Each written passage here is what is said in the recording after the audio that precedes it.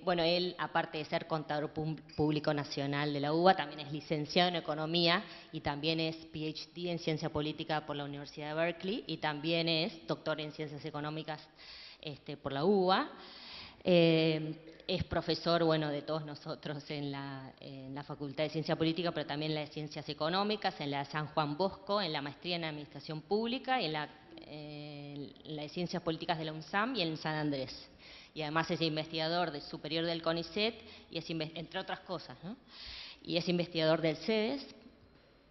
Ha escrito más de 100 publicaciones sobre democracia, sobre Estado, sobre los argentinos en general, y también fue fellow o becario de Ford, de Guggenheim, de Rockefeller Foundation, entre otras instituciones. Así que me gustaría darle unos minutos al doctor Oslak para que nos ilumine un poco con sus visiones y que a partir de ahí podamos llevar adelante un debate, como decía antes, maduro, abierto y constructivo, ¿no? Y, perdón, y antes de eso quería agradecer a las autoridades del Senado y a las de diputados por estar presentes en esta mesa. Es una alegría que puedan contar, o que nosotros podamos contar con ustedes para tener un intercambio fluido y que sea con la visión que tienen ustedes, que es sobre la gestión, y que nosotros desde otro lado, de otros espacios políticos, podemos compartir y podemos quizás aportar. Bueno, buenos días. Como se decía hace tiempo atrás, el agradecido somos nosotros. Yo creo que es muy auspicioso este encuentro entre organizaciones de la sociedad civil y parlamentarios, además con la visita de distinguidos colegas de toda la región. Por eso quiero agradecer particularmente esta invitación de Transparencia Legislativa y otras instituciones que han organizado este encuentro, ¿no?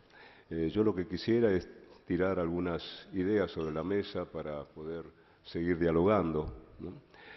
Y creo que el tema de transparencia legislativa deberíamos colocarlo en el contexto de esta tendencia mundial que se ha venido produciendo desde hace pocos años, digamos, sobre todo a partir de 2009, y que ha venido creciendo en los últimos tiempos, ¿no? Y que conocemos genéricamente como gobierno abierto.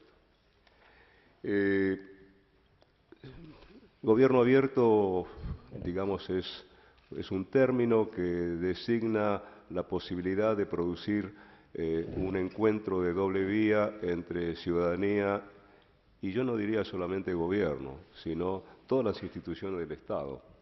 Creo que padecemos del hecho de que el término se originó en los Estados Unidos, donde la palabra Estado tiene simplemente la connotación de unidades subnacionales de gobierno, donde Estado no tiene el significado que tiene en general en los países europeos y latinoamericanos, y por lo tanto se ha centrado esta tendencia en la apertura de los gobiernos hacia la ciudadanía, a pesar de que en los últimos años se está produciendo también una apertura no solamente también de los congresos o parlamentos, sino también del Poder Judicial y de las instituciones paraestatales que, digamos, tienen que rendir cuentas a la ciudadanía.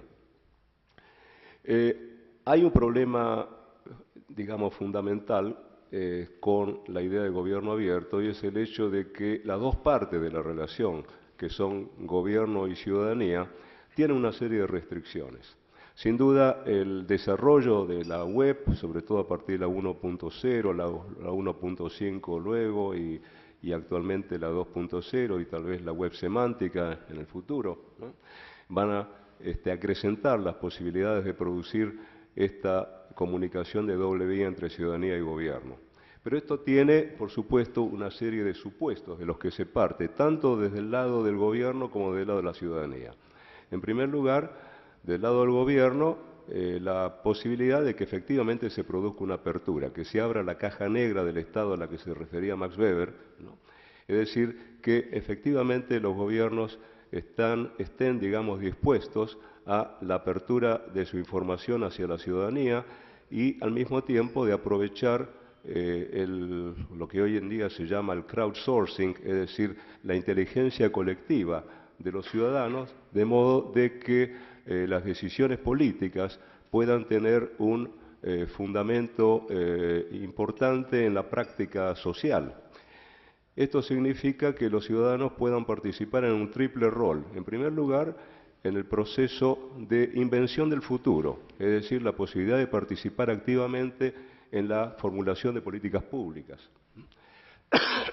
De alguna manera esto se hace a través del presupuesto participativo, pero creo que las posibilidades de influencia de la ciudadanía en la formulación de las decisiones políticas es mucho más extensa que limitarse, digamos, a votar una pequeña porción de los presupuestos. En segundo lugar, en la coproducción de bienes y servicios con el Estado, en la colaboración con las organizaciones estatales, y en tercer lugar, en el seguimiento, el control y en la evaluación de las políticas públicas, es decir, un rol, digamos, con referencia al pasado y la exigencia, por supuesto, de la rendición de cuentas por parte del gobierno.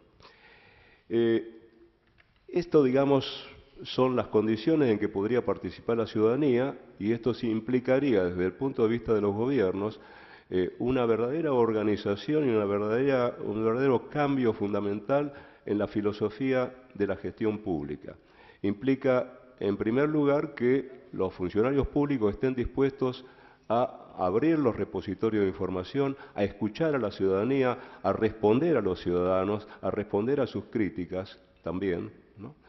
Y esto, por supuesto, no es, digamos, algo que los gobiernos y sobre todo los funcionarios estén dispuestos a aceptar, tanto los funcionarios políticos como los funcionarios permanentes. Es decir, existe una larguísima tradición de funcionamiento de las burocracias que hace que, digamos, esta disposición natural, ¿verdad?, hacia la apertura no sea, digamos, todavía un valor aceptado. Pero también del lado de la ciudadanía hay una restricción importante. La restricción es que los ciudadanos en general pueden entusiasmarse a veces con la participación, sobre todo cuando está de por medio la defensa de algún derecho o el reconocimiento, el pedido de reconocimiento de algún derecho, la defensa de algún valor o algún interés particular, si no es muy difícil que los ciudadanos se movilicen.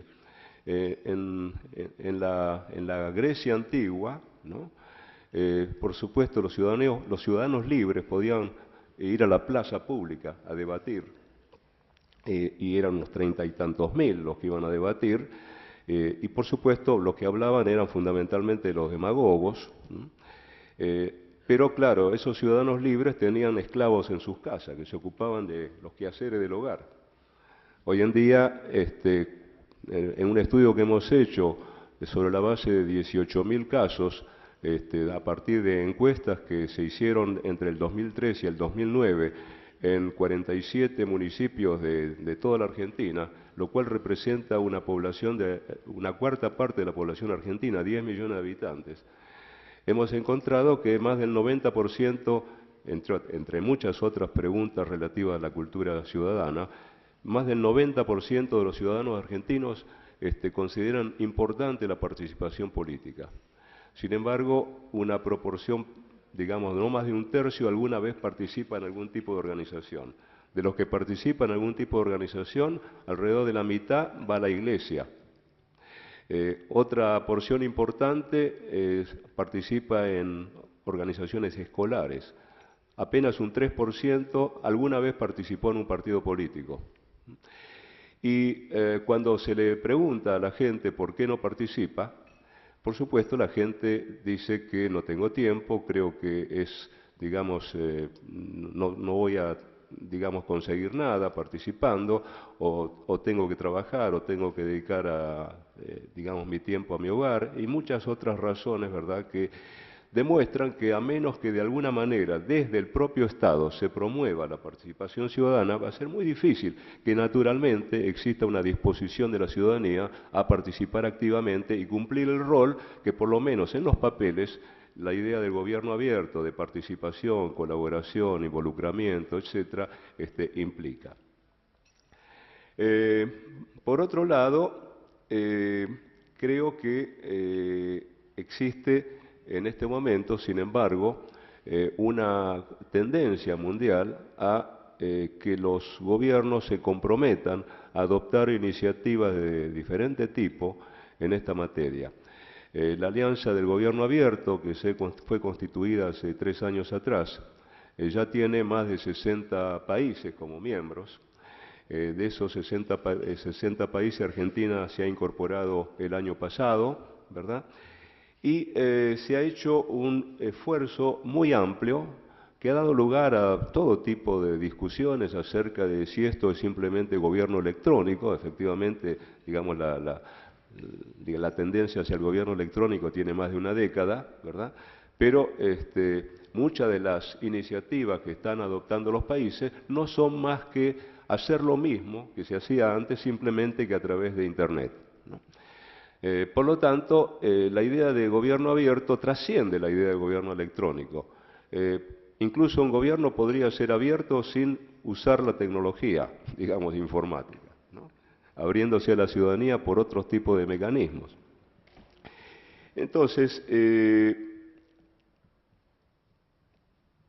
yo podría señalar, por ejemplo, que en las iniciativas de gobierno abierto que hemos podido relevar a partir de un estudio que acabo de terminar justamente sobre los proyectos que se han presentado por parte de toda América Latina a la Alianza del Gobierno Abierto, hemos detectado alrededor de 7 grandes categorías de iniciativas que están adoptando los países, y dentro de cada una de esas categorías, a su vez, 4 o 5 subcategorías. Tenemos más de 30 tipos, digamos, de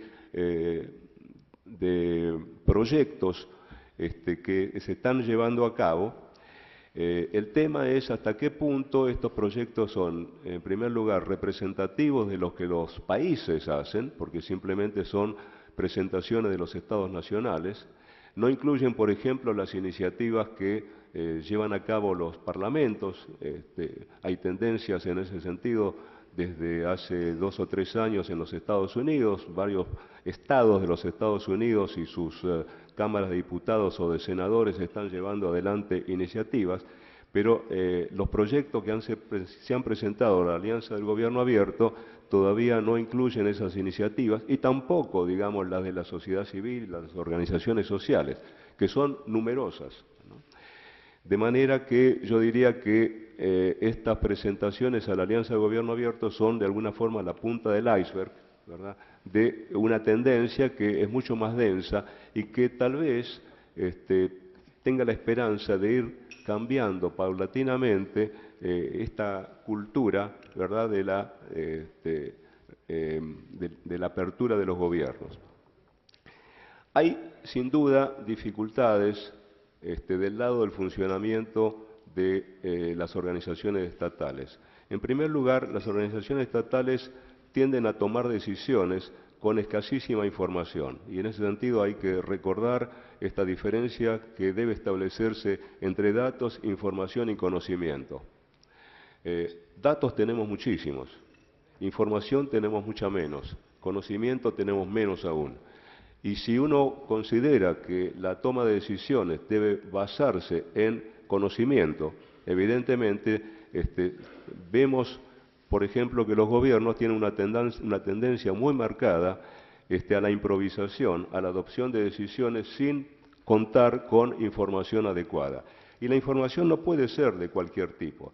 La información tiene que ser oportuna, tiene que ser pertinente, tiene que ser granulada, como se dice, es decir, que pueda ser reagregada, pueda ser reutilizada. La información tiene que ser inteligible, ¿no? Tiene que ser inteligible también para los ciudadanos. Se están haciendo grandes esfuerzos en este momento, sobre todo en los países nórdicos, por ejemplo, en crear una nueva semántica, de manera que el lenguaje oscuro, el lenguaje hermético que tiene el sector público pueda ser aprehensible por parte del ciudadano común. Por ejemplo, no se le puede pedir a un ciudadano que entre a una página web, que existen, por supuesto, hoy en día cada vez más, y pueda leer los datos de un presupuesto público. Yo podría hacerlo por mi lejano, digamos, pasado de contador público. pero los ciudadanos no son contadores públicos, no pueden entrar a una rendición de cuentas simplemente y hacer inteligible esa información de manera de poder entender de qué manera está afectando esa asignación de recursos a su situación personal o a la situación de su sector o de su organización.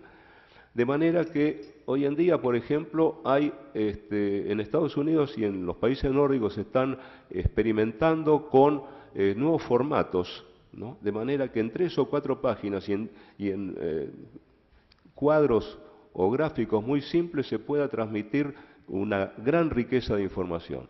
También se está experimentando con técnicas de visualización. Las técnicas de visualización están cada vez más extendidas, ¿verdad? Y yo creo que va a ser también una forma a través de la cual los estados en general, y no me refiero solamente a los gobiernos, sino también los otros poderes de Estado, puedan dar a conocer de otra forma la información a la ciudadanía.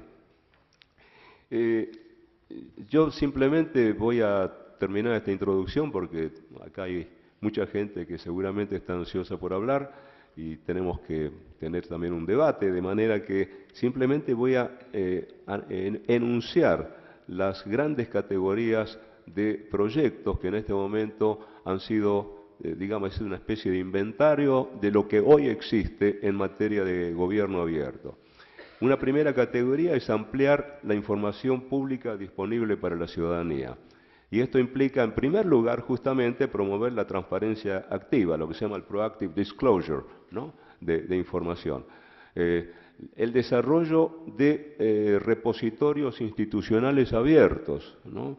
El desarrollo de portales de datos abiertos, que esto sin duda existe. En segundo lugar, garantizar y mejorar el ejercicio del derecho a la información pública. Yo lamento que haya habido tantos proyectos legislativos que han llegado a tener estado parlamentario y que no han llegado a ser, digamos, convertidos en leyes, cuando en realidad en el mundo existen ya más de 100 países con leyes de derecho a la información pública. Y en varias de nuestras provincias tenemos también leyes de información a la pública y varios municipios tienen ordenanzas municipales reconociendo el derecho a la información pública. La promoción de programas que reduzcan la brecha digital y aumenten la conectividad. Esto es sumamente importante, no es solamente un problema de promover el acceso a Internet, sino también de que las poblaciones, sobre todo las más vulnerables, las más discriminadas, puedan entender la información pública, ¿no? El desarrollo de procedimientos para que los informes oficiales sean más fáciles de interpretar, que es lo que decía hace un momento. En tercer lugar, mejorar el acceso a los servicios públicos y sus canales de entrega. Yo creo que este ha sido el aspecto donde más se ha avanzado en materia de reforma administrativa, es decir, ampliar los canales de comunicación para que los ciudadanos puedan acceder a los servicios públicos necesarios, simplificar los trámites administrativos, desarrollar en general distintos tipos de servicios públicos a través de Internet. Una cuarta categoría sería la protección de derechos de usuarios y de funcionarios. En primer lugar, amparar el derecho de los consumidores, que es algo que ha dado lugar también a leyes de defensa del consumidor, el desarrollo y mejora de los compromisos hacia la sociedad respecto a la entrega de servicios. Tenemos aquí en la Argentina el desarrollo de las cartas compromisos, siguiendo de alguna forma el modelo inglés. Lamentablemente no ha tenido demasiado impacto estas cartas compromiso. Las defensorías del pueblo que se han extendido, sin duda, desde el año 84, en que no se pudo conseguir dictar una ley de defensoría del pueblo. Desde entonces hemos tenido un enorme incremento de este tipo de instituciones. El desarrollo de mecanismos que aseguren la privacidad y la protección de datos individuales. Evidentemente este es un tema muy álgido, sobre todo en la medida que los datos personales hoy en día tienen un grado de publicidad inexistente en otra época, por lo tanto se hace más necesario el desarrollo de este tipo de mecanismos. El manejo de información sensible y en caso sobre todo en el caso de denunciantes, los famosos whistleblowers, ¿no? Y cómo se defiende a los que pueden estar, digamos, denunciando situaciones de corrupción o hechos, digamos, que no se ajustan a la ley. Y proteger el derecho a la carrera de los funcionarios públicos es otro aspecto también de esta cuarta categoría. Una quinta categoría, y voy terminando, es incrementar la transparencia en la gestión pública, crear todo tipo de mecanismos de accountability horizontal, vertical, social, etcétera, y abrir el acceso a estos mecanismos a organizaciones sociales y a ciudadanos en general. Yo en este sentido quisiera hacer la acotación de que en los últimos 2 o 3 décadas hemos venido incrementando, por lo menos en la Argentina, la creación de todo tipo de instituciones, sindicaturas, contralorías, oficinas anticorrupción, etcétera, etcétera. Yo en un trabajo he detectado más de 30 mecanismos que se han creado a los efectos de incrementar el accountability, pero el accountability no ha prosperado, lamentablemente. No tenemos mejor rendición de cuentas. Y la rendición de cuentas no es el mejor término que define accountability, porque accountability yo lo definiría más bien como respondibilidad, no como responsabilización, ¿no? No es solamente cuestión de responsabilizar al ciudadano o al legislador o quien sea, sino es cuestión de que ese representante, ¿no?, haya incorporado el valor de la rendición de cuentas. Yo tengo que estar dispuesto a rendir cuentas antes de que me exijan rendir cuentas. Y lamentablemente ese proceso todavía no se ha producido. Bueno, hemos mejorado los sistemas de aprovisionamiento estatal a través de procesos que aseguran la transparencia y la sana competencia. Lamentablemente hay de todas maneras túneles subterráneos que pasan por encima a veces de esos mecanismos. Y reforzar los mecanismos relacionados con la lucha contra la corrupción, que es otro flagelo que lamentablemente sufrimos en países como los nuestros. Una sexta categoría es promover la participación ciudadana en la gestión estatal, lo cual implica el dictado de normativas sobre participación, realizar actividades permanentes en el territorio para resolución conjunta de problemas con los ciudadanos, invitarlos a expresar sus opiniones y sugerencias al gobierno, ¿no? Sé que en la República Hermana de Brasil tienen en algunos estados, digamos, mecanismos a través de los cuales la ciudadanía puede votar directamente online los proyectos de ley y de alguna manera los gobernadores se comprometen a adoptar las decisiones que tengan mayoría, lo cual nos acerca, digamos, a un mecanismo de democracia deliberativa y no solamente un mecanismo de democracia participativa, porque, digámoslo, es fundamental reconocer que el principal de la relación, principal agente es el ciudadano, ¿no? Es fundamental reconocer eso. Si no partimos de esa idea y si seguimos considerando que el ciudadano es el administrado, el ciudadano pasivo de la relación, cuando en realidad debiera ser la parte activa de la relación y simplemente el gobierno y los legisladores su agente, hasta que no incorporemos esa idea, seguiremos todavía pensando de que el ciudadano va a seguir cumpliendo un papel pasivo en esta relación. Abrir instancias de coparticipación ciudadana en el proceso decisorio del Estado y de coproducción de bienes y servicios es algo todavía bastante lejano, a pesar de que hay algunas iniciativas, ¿no? Y por último, digamos, los propios organismos estatales, y acá incluiría también el Congreso, tendrían que aumentar su capacidad institucional para una gestión abierta.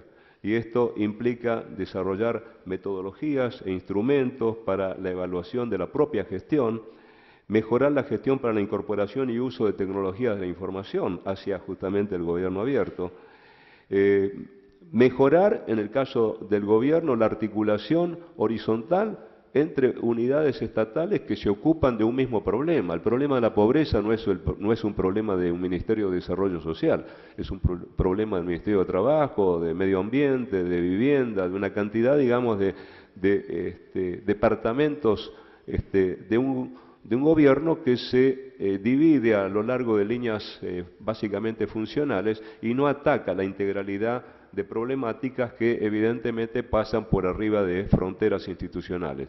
Y lo mismo en la articulación vertical entre gobierno nacional, gobierno provincial y gobierno municipal, articulación que pocas veces existe.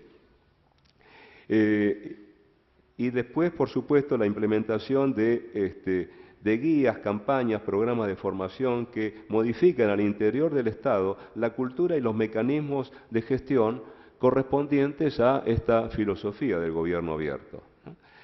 Esto serían, en apretada síntesis, las cosas que hoy en día se están promoviendo en el mundo. Estamos nosotros todavía recién comenzando, digamos, en esa dirección, y en ese sentido me parece que encuentros como este son sumamente auspiciosos porque van en la dirección correcta, de manera que espero que a partir de aquí podamos tener un fructífero debate y que este tipo de encuentros pueda llevarse a cabo más frecuentemente. Muchas gracias.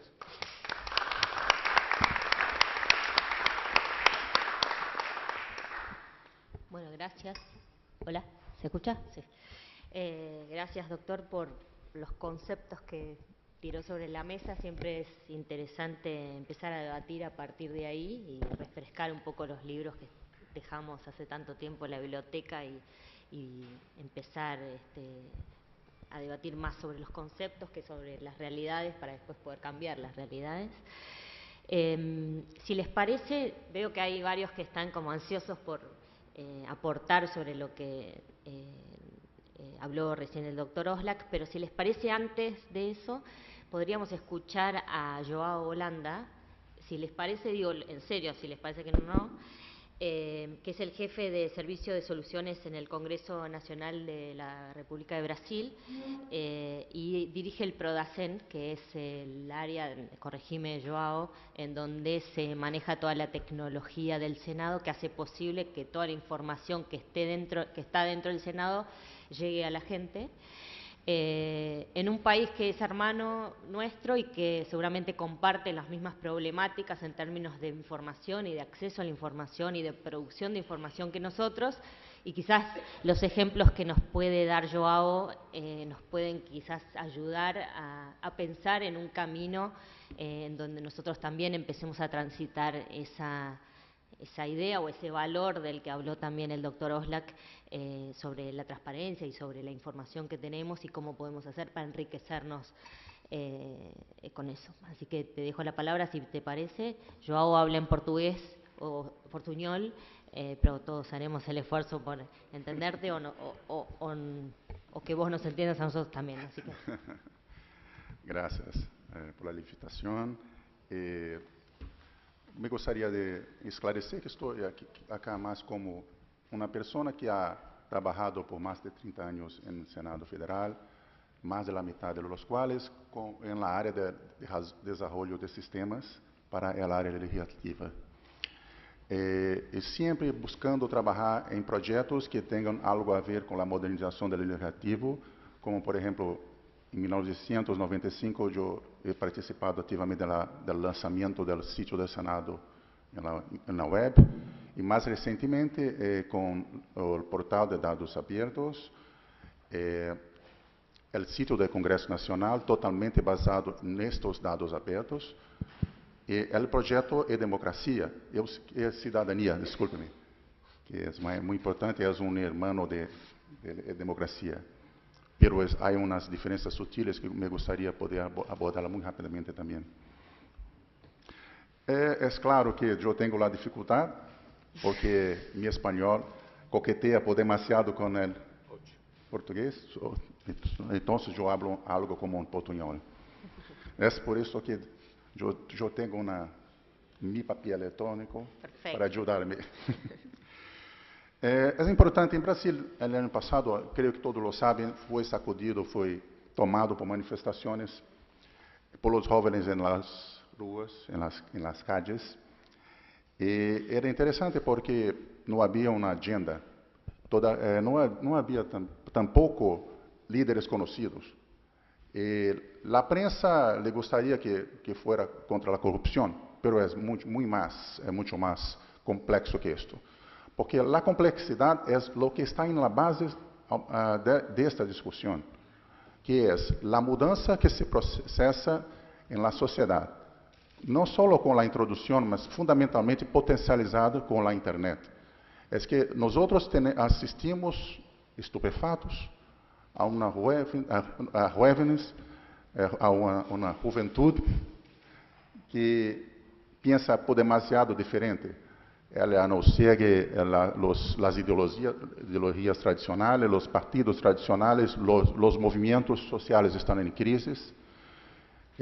Os partidos políticos são vistos como inimigos por eles. E a verdade é que a democracia, tal como la conhecemos, está em uma encruzilhada.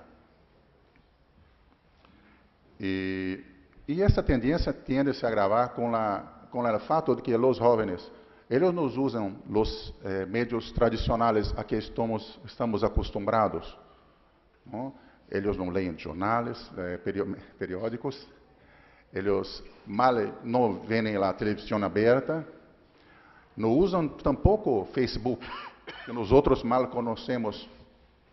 É interessante que eles estão a usar instrumentos de comunicação interpessoal, lo que usam para, inclusive, chamar a manifestações, como o WhatsApp. Então, em que isso afeta o legislativo? Em la maioria dos países, se não todos, o Ejecutivo tem a iniciativa em la política econômica, cultural, em todos os aspectos da vida de uma nação. O legislativo luta por ter algum espaço de opinião e decisão. Mas a verdade é que o legislativo é lento perante os cambios que se processam na sociedade. E, paradójicamente, sempre se tem a impressão que as discussões que se processam no legislativo são muito não se profundizam. Esse é um paradoxo. Esse fenômeno se ha incrementado, se ha profundizado nos últimos anos com a internet, porque nós não temos só que lidar com a mídia, com a prensa, que era há pouco tempo atrás a opinião pública. Agora a opinião pública se expressa através das redes sociais, las que conhecemos pouco, e que propõem não somente a participação, mas outras formas de interação da cidadania. Alguns falam de democracia direta, aunque eu não sei muito bem o que representa hoje a democracia direta.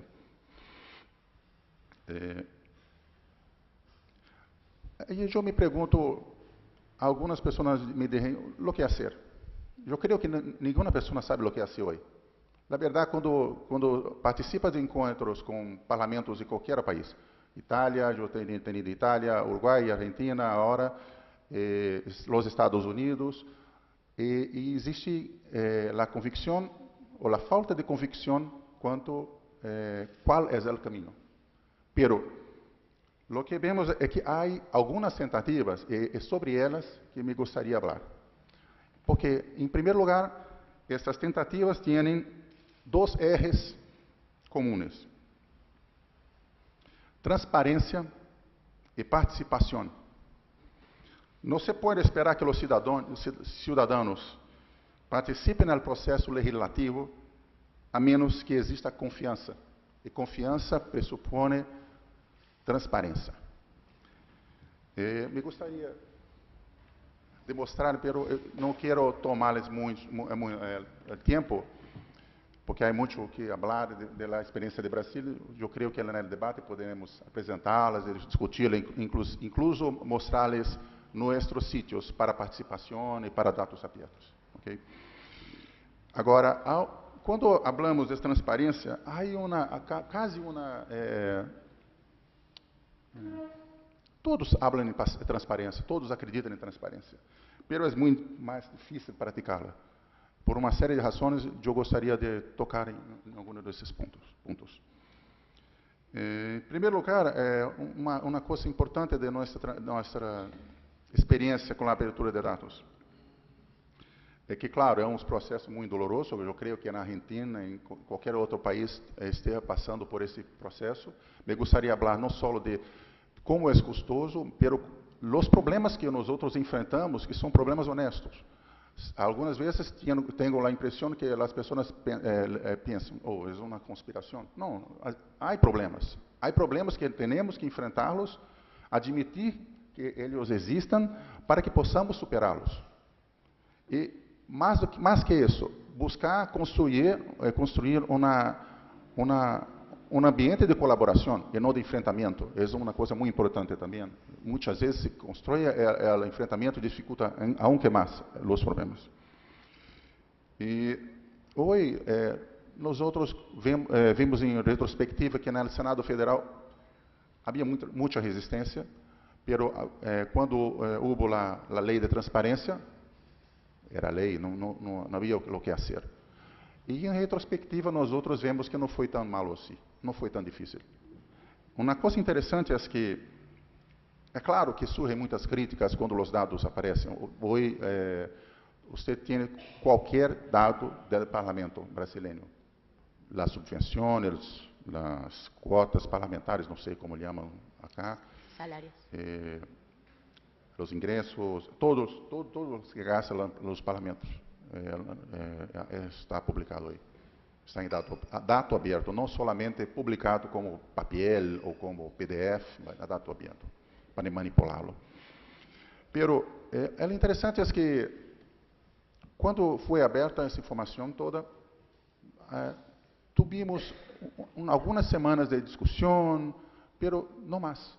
Então, toda aquela discussão,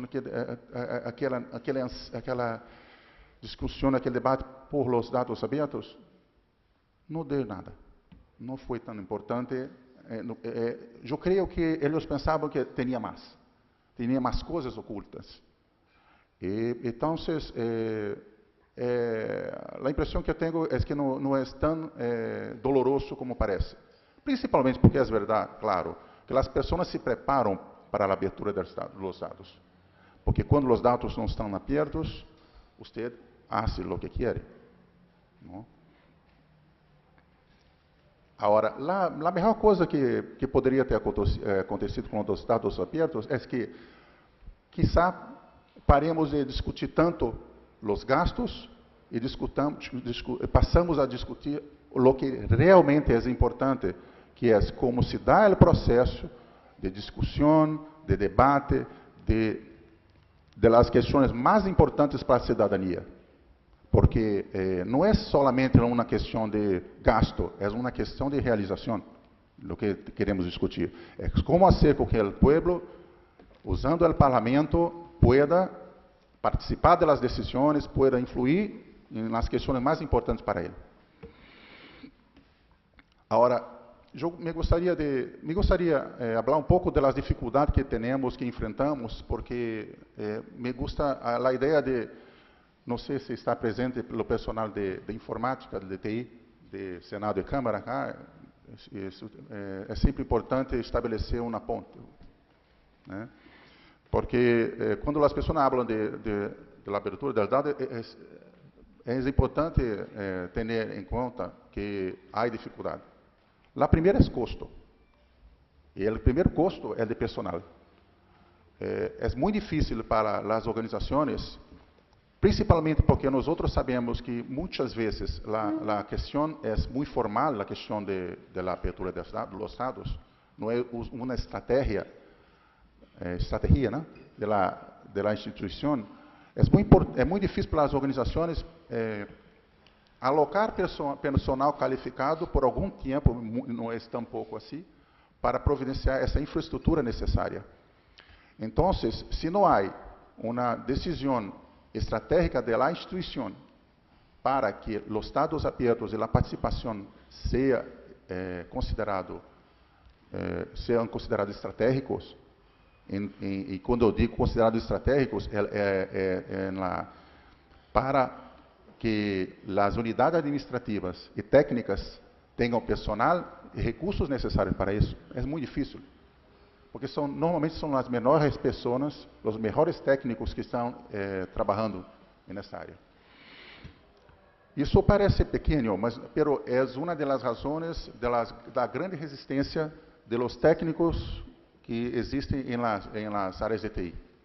E não podemos desprezar, porque nosotros hablamos mucho de la resistencia de los parlamentares muchas veces, pero nosotros que trabajamos en el Parlamento sabemos que hay mucha resistencia interna, resistencia administrativa y técnica también. Y otra cosa es que essa questão de custo é muito importante, porque tanto para dificultar-lhe como para facilitar-lhe, porque se nós pensamos no parlamento neste siglo, e os desafios que se apresentam para o parlamento, nós temos que fazer uma pergunta honesta.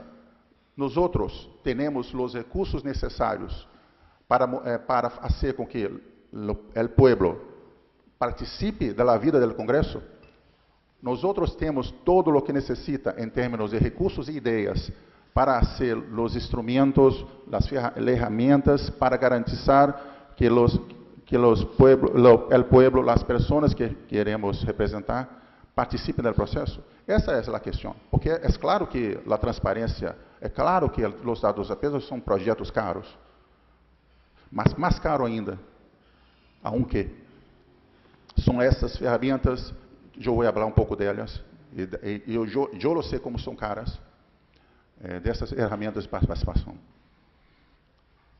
Uma coisa em particular que me gostaria de falar, e que é representativo dessa dificuldade, é o pressuposto público. E todos sabem a importância, obviamente, do pressuposto público, não é necessário falar disso aqui, mas gostaria de falar da experiência de Brasil. Há mais de 10 anos, eu he participado desse projeto também, ha começado o projeto Siga Brasil. E Siga Brasil oferece hoje na internet todos os dados de orçamento público, desde o processo de discussão hasta a execução. E é uma base de dados que tem mais de 10 anos, muito rica. Ela é usada por organizações, instituições e mesmo por el Estado brasileiro. O Estado brasileiro usa o Siga Brasil, que foi desenvolvido no Senado. Pero uma interessante questão levantada aqui é que é uma ferramenta para técnicos. E essa é uma questão muito importante, porque nós falamos muito de dados abertos, de participação, e nos olvidamos que não é por conspiração, não é por outro motivo que não. Os dados são difíceis muitas vezes. E nós temos um problema seríssimo nos parlamentos para que esses dados possam ser aproveitados pelos cidadãos. Porque não é só um problema de os dados estão disponíveis. Os dados necessitam hoje necessita de especialista para conhecê-los e saber trabalhar.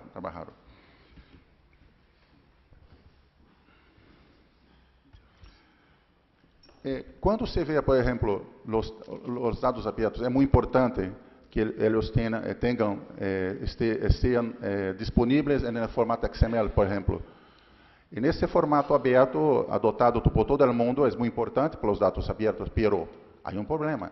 É muito importante para que construyamos as aplicações e as ferramentas, nós os programadores. Pero essa é uma parte do problema. Temos que considerar que é claro que é muito importante que usemos esses dados, pero é importante criar condições para que os dados sejam acessíveis também para o público em geral. Então, por exemplo, quando nós hemos desenvolvido o site do Congresso, sítio do Congresso Nacional, que hacemos? Nós não hicimos um portal distinto de dados abertos. O próprio sítio do Congresso Nacional, a ideia está muito jovem todavia, é que os dados que você obtém através da búsqueda, você pode exportá-la para você como XML, JSON ou planilha de cálculo para poder trabalhar as estatísticas como lo quiera, de forma a facilitá-lo. Isso é um aspecto para facilitar o acesso aos dados. Há outro problema muito importante, que é o conteúdo mesmo do dado. Os cidadãos, em geral, não têm acesso a um especialista. E acá eu trago outro problema, que é muito visível em los sítios de Senado brasileiro e de qualquer outro. Quando estes sítios começam a se desenvolver, contratam periodistas, e é interessante porque comunicação, muitas vezes, para ele, representa notícia. Notícia? E notícia é uma parte de comunicação. Então, isso é interessante, hoje eu tenho uma apresentação para mostrar, que apresenta muito bem isso. 70% do sítio do Senado é para notícias, de tudo o que sucede. E tem uma área cinza, muito feia, à direita, onde tem informação. E essas áreas são distintas.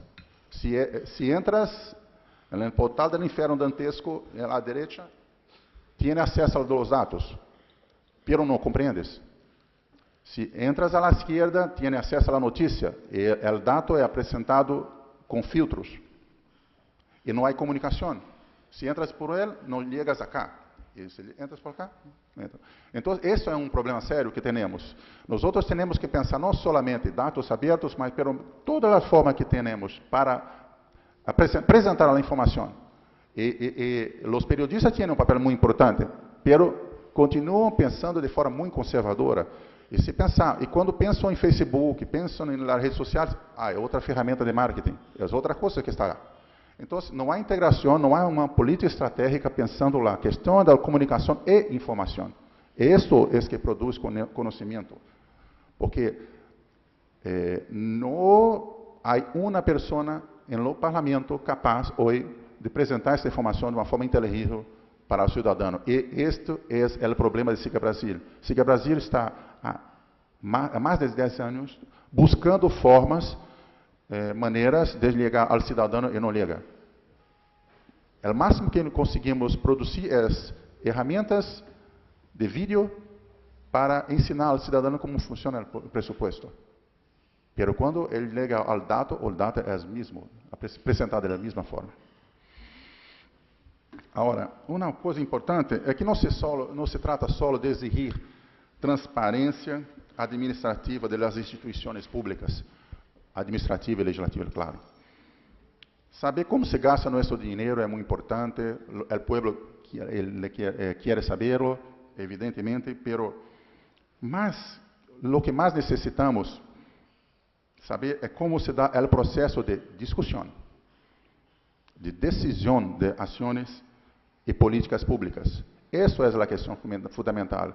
E onde começamos a ver as relações que existem entre Open Data, dados abertos, participação e a democracia que queremos construir.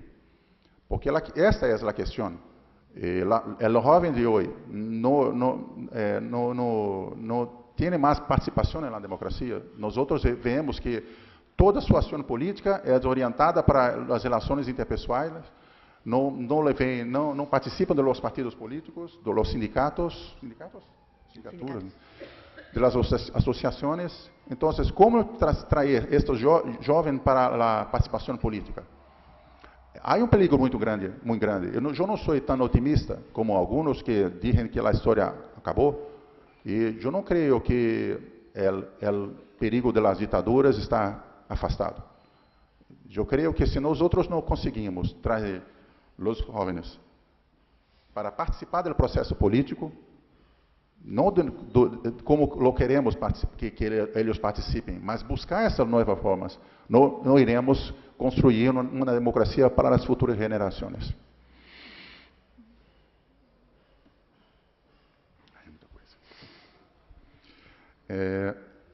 Em Brasil, nós temos uma experiência de a Constituição, ela prevê a participação dos cidadãos, incluso na apresentação de propostas. Pero a verdade é que é muito difícil lograr os números, a barreira que se apresenta. E mesmo assim, é muito difícil garantizar que ela chegue efetivamente a ser discutida.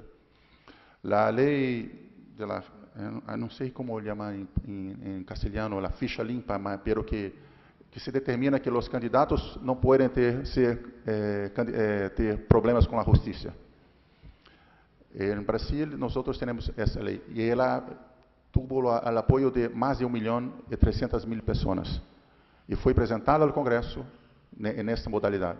Pero se viu, era tão difícil ultrapassar as barreiras burocráticas, como checar a firma, as pessoas, que alguns deputados apresentaram essa proposta como sua.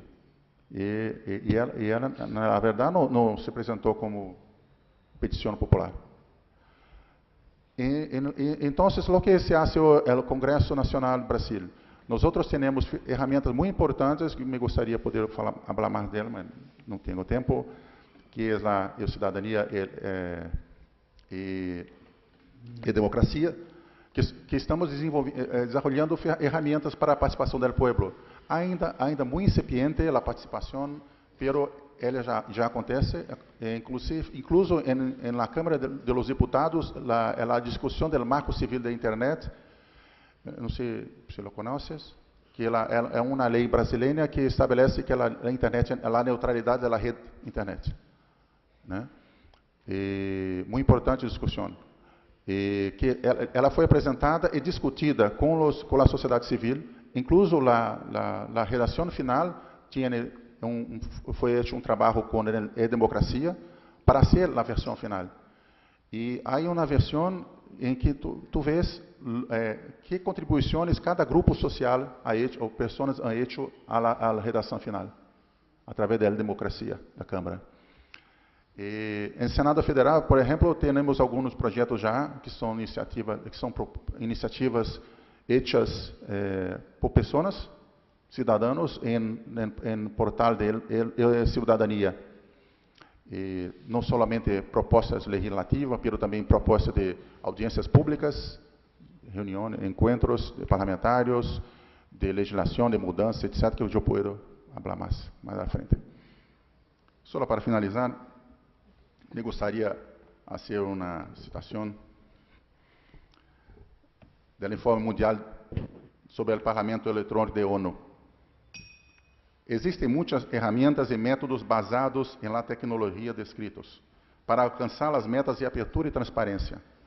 Sin embargo, nenhuma delas será eficaz a menos que um parlamento comece com estabelecer um forte compromisso com estes valores e os convierta em objetivos estratégicos de alta prioridade. Esse compromisso deve ser compartido por os líderes políticos e os parlamentares, não pode ser simplesmente assinado à administração. Essa é a mensagem que gostaria de deixar a vocês e estou à disposição para poder esclarecer outras questões. Graças.